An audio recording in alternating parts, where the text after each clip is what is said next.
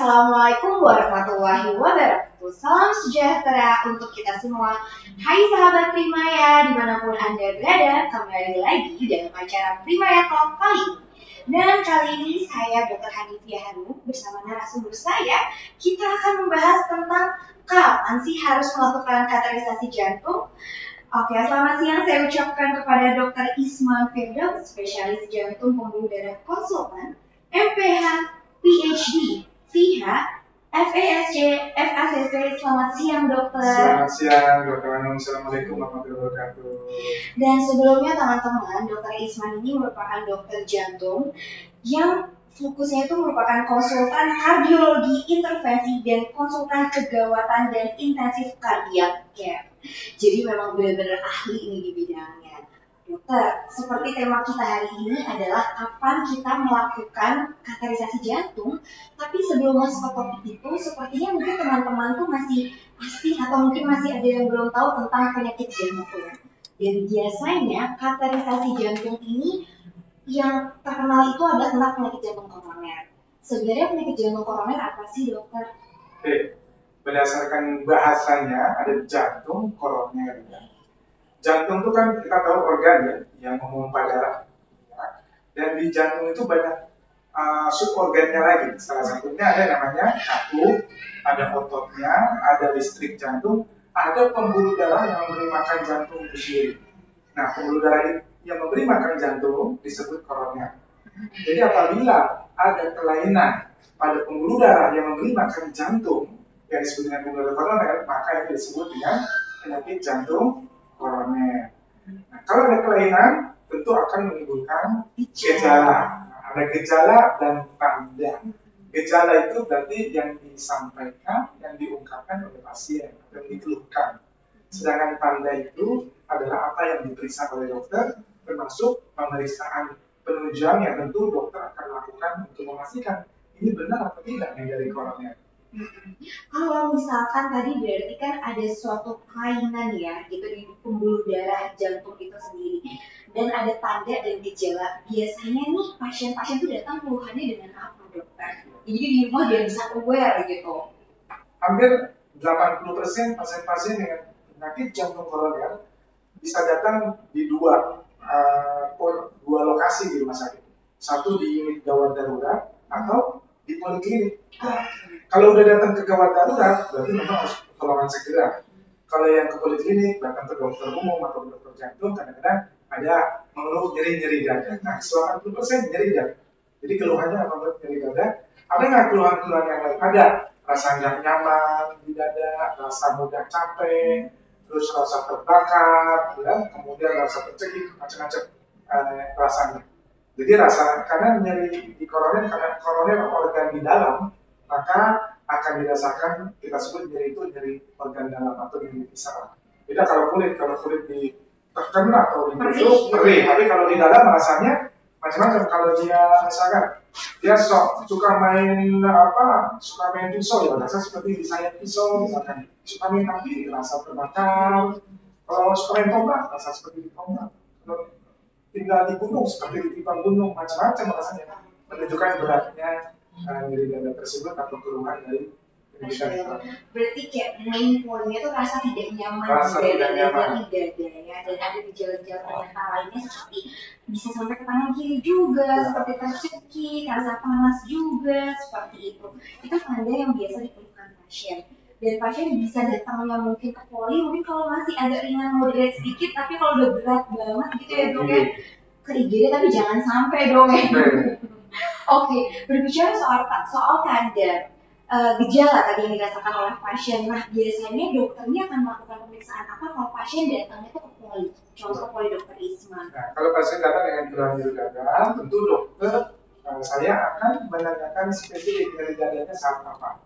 Nyeri dada karena jantung itu tidak dipengaruhi oleh aktivitas, Pak. Dipengaruhi oleh aktivitas. Dia akan tambah nyeri kalau dia naik tangga atau jalan ke kamar mandi dengan aktivitas, dia akan nyeri dada.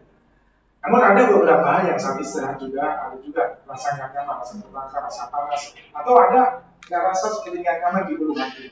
Nah, rasa tidak nyaman di lokasi di atas pusar sama di bawah rahang maka itu harus curiga usia-usia di atas 30 tahun itu penyakit koroner. Nah, dokter akan nomor satu melakukan pemeriksaan pertama tentu pemeriksaan fisik dulu, mencari tanda-tanda ada komplikasi dari penyakit jantung koroner.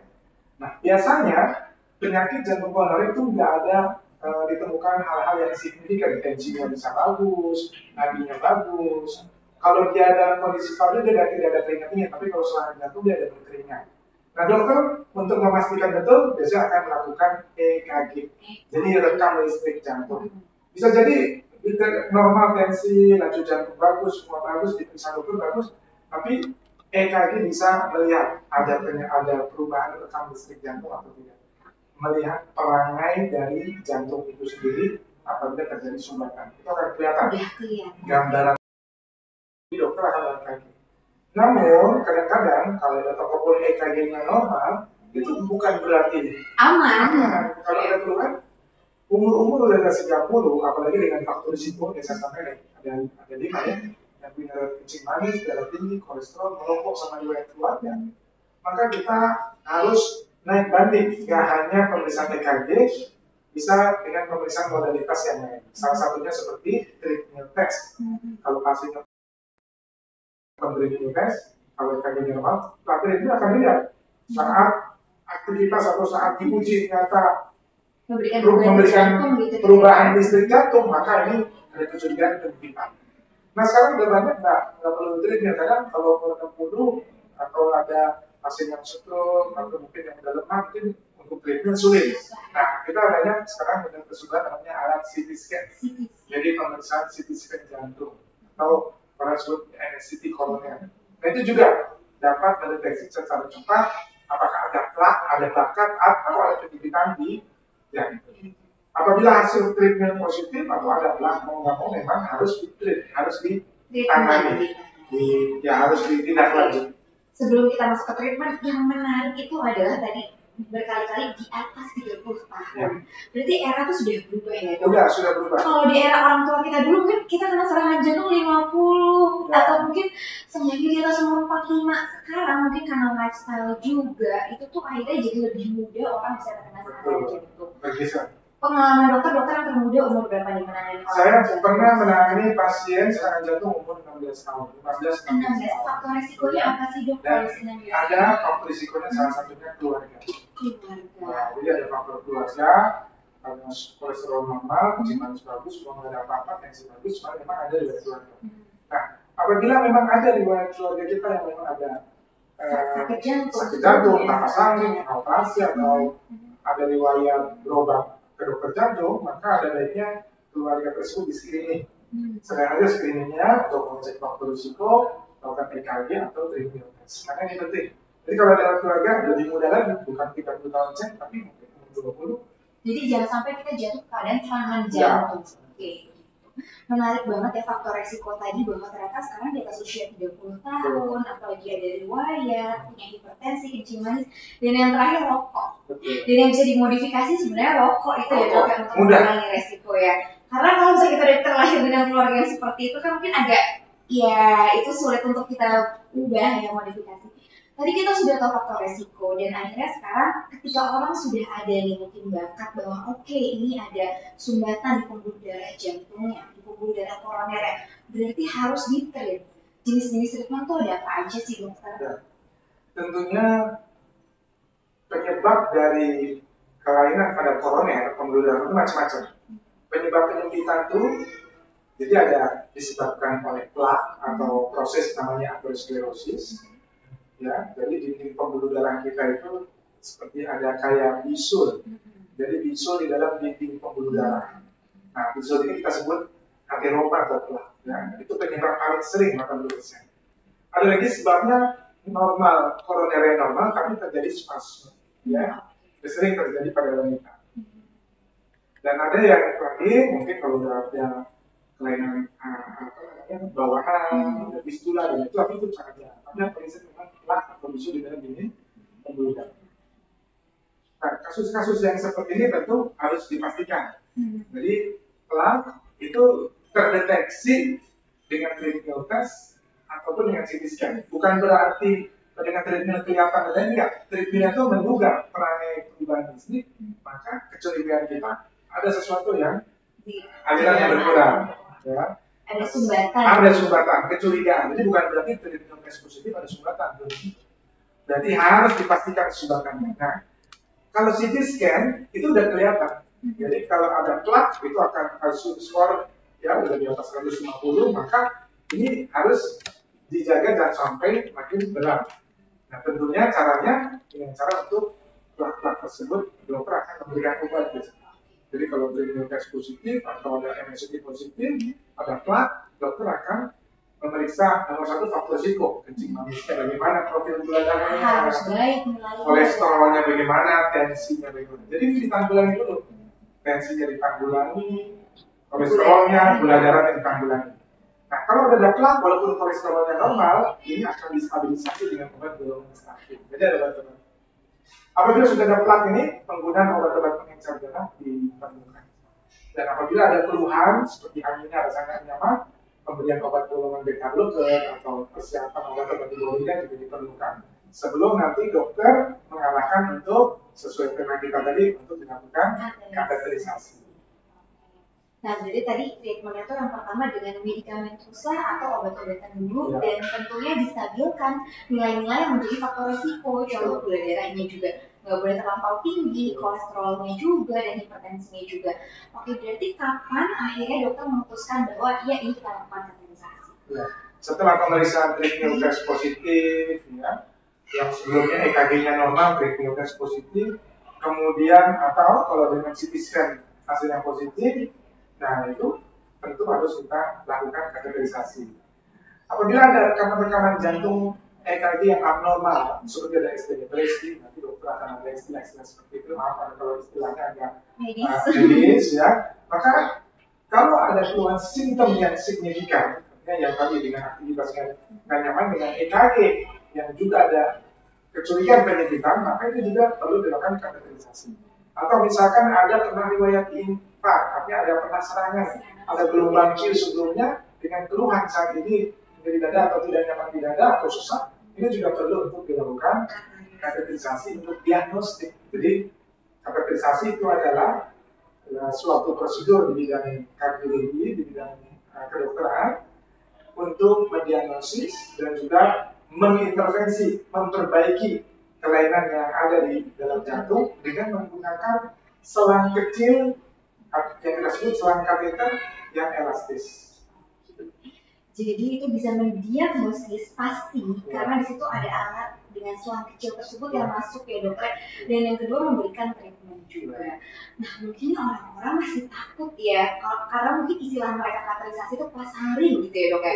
Tapi sebenarnya tuh prosedurnya itu tuh pasien tetap sadar gitu ya. Rasa sakitnya hanya rasa sakit di tempat masuk aja. Nah prosedurnya tuh gimana sih dok? Mungkin kayak gambarannya supaya pasien-pasien kalau memang diharuskan melakukan itu tuh nggak takut gitu. Ya. Jadi prosedurnya untuk kateterisasi ini adalah dengan memasukkan selang kecil halusnya, ukuran selangnya itu 1 milimeter, ya 1,6 paling besar ya. Karena pembuluh darah kita rata-rata ukurannya yang di tangan itu diameter bisa 5, bisa 4 milimeter, jadi kecil ya. Milimeter ya teman-teman, kecil banget.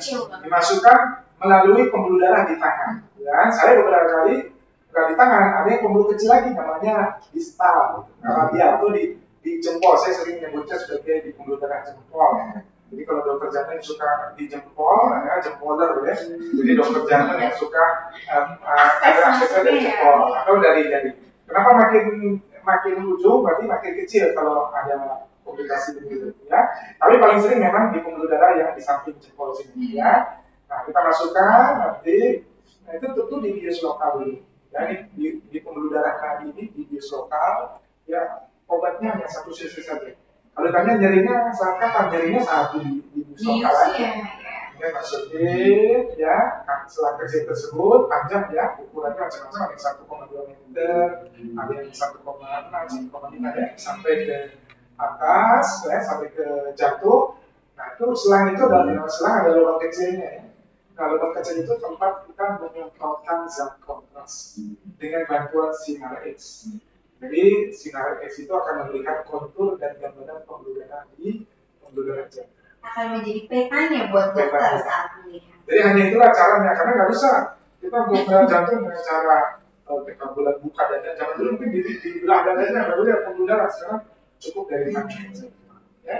Nah dari setelah kita support kontras, kemudian ada penyempitan lokasinya, maka kita harus sampaikan ke keluarga, ke pasien dari penyempitan. Dan apabila sudah signifikan, ada keluhan simptom lesi di atas 70%, 75%, sudah kini maka ini perlu untuk dilakukan pemasangan ring itu revaskularisasi. Berarti kalau sampai total, kita harus dibuka oleh dokter jantung. Oke, itu ya teman-teman ya. Nah, oke, berbicara soal treatment dok, tadi itu untuk kita membuka ada sumbatan ya di dalam darah koroner, jantung koroner, dan itu benar-benar minimal invasif banget, tapi sebenarnya manfaatnya tuh lebih luas dari itu atau hanya untuk itu aja dokter? Ya, jadi kateterisasi ini memang digunakan untuk mendiagnosis jauhnya ada dengan pembuluh darah.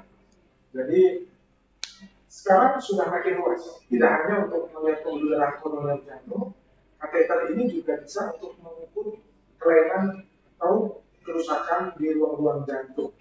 Ya, dengan menyemprotkan zat kontras di ruang-ruang jantung itu akan kelihatan apakah ada kebocoran dari sikat jantung, terutama pada kelainan pembawaan. Kemudian juga bisa mengukur tekanan. Selain menyemprot zat kontras, nah, lubang kecil dari selang itu bisa mengukur tekanan. Nah, perbedaan tekanan yang abnormal itu akan memberikan interpretasi adanya kelainan. Contoh kebocoran ruang jantung seperti ASD atau PSD pada anak-anak, pada bayi. Dan juga adanya penyempitan katup. Jadi kalau ada katup yang menyempit, itu kelihatan tekanannya diukur di tempat yang sebelumnya itu sama sudah. Kalau perbedaannya gradiennya sangat besar, berarti memang itu signifikan penyempitan. Perbedaan dari 40 kalau di orang maka harus diintervensi. Katupnya harus diganti atau katupnya harus dilebarkan. Jadi itu kegunaannya makin luas. Bahkan kateter ini juga tempat sarana kita untuk memapping listrik jantung dengan namanya elektrofisiologi. Jadi banyak kegunaan. Iya betul. Untuk teman-teman di rumah mungkin bisa menjelaskan singkat dok. Jantung itu sebenarnya punya baterainya sendiri gitu ya mungkin ya. Ya. Gitu. Dan kalau baterainya mungkin agak-agak ada abnormal sedikit atau jalur yang mungkin agak bandel sedikit, iramanya jadi tidak reguler gitu ya dok. Ya. Kayak gitu. Nah jadi kalau misalkan tadi manfaat kateterisasi banyak banget dan luas banget, dan ternyata tidak hanya spesifik untuk penyakit jantung koroner, tapi ternyata juga bisa untuk mendiagnosis penyakit-penyakit jantung bawaan, ruangan jantung itu sendiri kalau ada abnormalitas, dan juga untuk gangguan elektrisitas jantung itu, katup juga. Untuk di Primaya Hospital dok itu apakah sudah bisa dilakukan? Sudah, ya di sini sudah. Timnya ada banyak. Dan kita ruangannya pun juga punya 2 ya dokter ya. Dan itu tindakan yang relatif aman, minimal invasif, bahkan saat tindakan pasiennya tetap sadar penuh ya dok ya. Kalau misalnya pasiennya relax gitu bisa ngobrol, dokternya bisa sambil menjelaskan juga. Dan untuk recovery-nya bagaimana? Ya. Kalau pasien-pasien yang dilakukan tindakan diagnostik, ya, terutama kalau di radial, ya, bisa one day care, ya, bisa pulang. Kita lihat kita observasi pasca tindakan. Tapi untuk yang kadang-kadang kita tidak dari tangan, bisa juga kita dari paha. Kalau dulu memang semuanya di paha, dari pembuluh darah pangkal paha. Ya. Nah kalau dikerjakan di pangkal paha, maka Anda harus menginap semalam untuk observasi. Tapi kalau di tangan, ya bisa untuk diobservasi, misalkan dikerjakan jam 8, bisa pulang sekitar jam 4 sore atau jam 5 sore. Observasi sekitar 8 sampai 12 jam di rumah sakit ya dokter. Jadi dan itu juga minimal pendarahan sekali, kayak gitu kan, minimal nyeri gitu. Jadi take notes-nya itu adalah jangan takut untuk dilakukan kateterisasi jika memang ada indikasi dan sudah disarankan oleh dokter. Karena tadi manfaatnya luar biasa ya dokter ya, untuk mendiagnosis juga, untuk treatment juga, dan itu sudah bisa dilakukan di rumah sakit, salah satunya di Primaya Hospital Bekasi Barat. Terima kasih banyak Dokter Isman untuk bincang-bincang kita hari ini. Kita benar-benar mendapatkan insight yang luar biasa tentang manfaat kateterisasi dan juga sebenarnya penyakit jantung koroner itu sendiri, bagaimana faktor resiko untuk kita mencegahnya. Oke sahabat Prima ya, demikianlah bincang-bincang menarik bersama Dokter Isman, spesialis jantung pembuluh darah konsultan, dan tentunya masih ada topik yang lainnya di lain kesempatan. Sampai jumpa dan sehat-sehat selalu. Oke, terima kasih.